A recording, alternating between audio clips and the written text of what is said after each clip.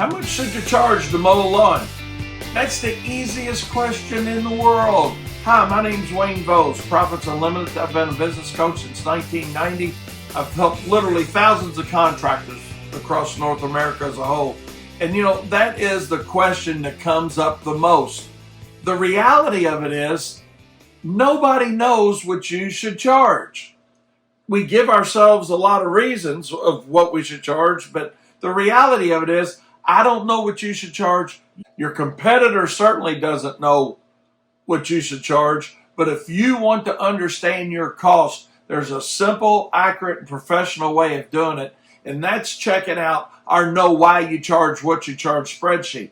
Because the reality of that is, everybody's use rates are different, everybody's buying different equipment. Some people are buying new equipment, some people are buying used equipment. There's so many variables that get involved in what you should charge.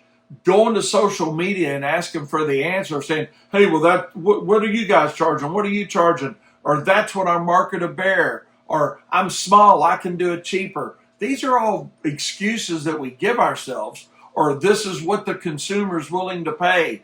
This is what they've been paying. This is, you know, they won't pay any more than that or any less than that, or whatever excuses it is that you give yourself. You owe it to yourself to do it one way and one way only, and that is calculate your cost per hour based on your overhead, your use rates. Is your equipment financed? You know, there's something that a lot of people don't think about is, what's the financing cost? Let's just say you pay $10 for a lawnmower. If you use that lawnmower 10 hours, the direct cost is $1 an hour. But if I'm using it 20 hours, my direct cost is 50 cents an hour. Now, I'm going to have more indirect costs because I'm using it more than you do. But see, you're small, your direct costs are higher, my direct costs are lower, but my indirect costs are going to be higher and your indirect costs are lower. I know that sounded really confusing right there, but it's not that hard to understand that type of equipment you're buying, useful life of that equipment that you're buying, how many hours you're going to hang on to that piece of equipment before you sell it.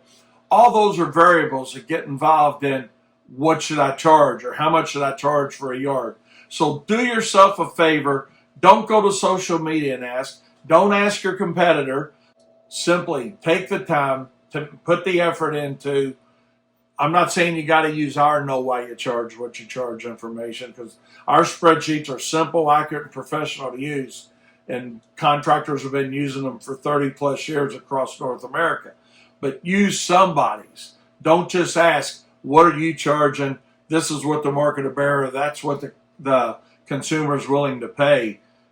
You need to know what it costs you to mow the lawn. And the only way you do that is sit down and know your cost per hour of operation. Then you can come up with your pricing. And now what's that do for you? It gives you the confidence when you go out and you tell Miss Smith that, hey, I need $50 a week to cut your lawn, or 60, or whatever that number is.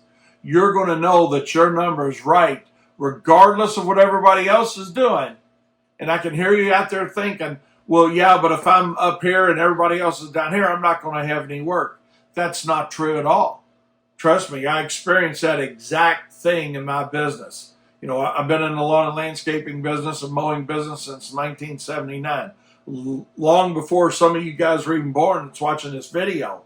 But the reality of it is, once I sat down and figured out my cost and I stopped asking everybody else what they were charging, my company turned around, has been more successful and more profitable, and that's what I want to see happen to your company. It's not always about how hard you work.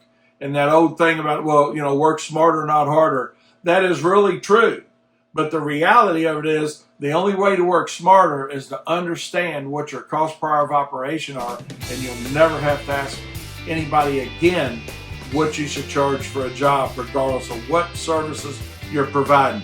Click on the link below to check out our Know Why You Charge What You Charge, and I guarantee you, you'll be glad you did. Be sure to subscribe, and we'll see you next time.